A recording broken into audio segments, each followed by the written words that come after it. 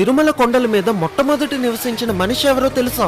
1000 ఏళ్ల క్రితమే స్వామివారికి అభిషేకం చేయడం కోసం 8 కిలోమీటర్ల పాటు నడుచుకుంటూ వెళ్లి పాప వినాశనం నుంచి నీళ్లను తెచ్చేవాడు తిరుమల నంబి. అలా ఒక రోజు నీళ్లను తెస్తున్నప్పుడు ఒక వేటగాడు వచ్చి బాగా దాహం వేస్తుంది, నీళ్లను ఇవ్వమని అడుగుతాడు. కానీ ఇవి స్వామివారి అభిషేకంకి తీసుకువెళ్తున్నాను అని ఇవ్వకుండా వెళ్ళిపోతాడు. దాంతో ఆ వేటగాడు తన వెనకే వెళ్తూ బాణంతో ఆ కుండకి కన్నం పెట్టి దాని నుంచి వచ్చిన నీళ్ళని తాగుతాడు. అయితే గుడి దగ్గరికి వచ్చినప్పటికీ నీళ్లు లేవని చూసుకుని నంబి చాలా బాధపడుతూ ఉంటాడు. దాంతో ఆ వేటగాడు పక్కనే ఉన్న ఒక కొండ మీదకి తన బాణాన్ని వేసి ఒక జలపాతాన్ని తెప్పిస్తాడు. ఇంకా ఇప్పటి నుంచి స్వామివారి అభిషేకానికి కావలసిన నీళ్ళని ఇక్కడి నుంచే తీసుకురా అని చెప్పి మాయమైపోతాడు. ఆ జలపాతమే ఇప్పటికీ ఉన్న ఆకాశగంగ. అయితే వేటగాడు రూపంలో వచ్చింది స్వయంగా వెంకటేశ్వర స్వామి. ఇంకా ఆ నీళ్లు తీసుకువచ్చిన తిరుమల నంబి ఆ గుడి పక్కన ఒక చిన్న ఇల్లుని కట్టుకొని మొట్టమొదటి తిరుమల నివాసి అయ్యాడు. మీకు తిరుమల దర్శనం ఎన్ని గంటలు పట్టిందో కామెంట్ చేసి అందరూ చెప్పండి. గోవిందా గోవిందా.